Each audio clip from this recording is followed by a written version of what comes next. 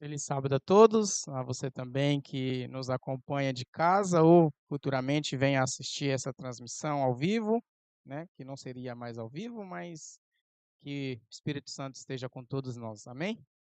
Hoje a irmã Luciane não está, ela também não avisou, mas vou cobrir ela aqui. É,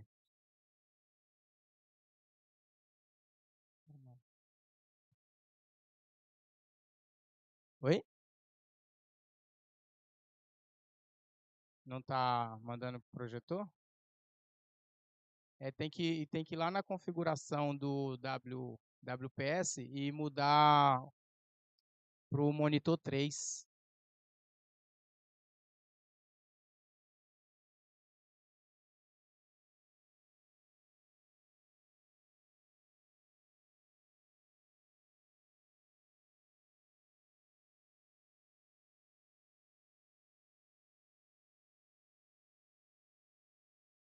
Só um minutinho.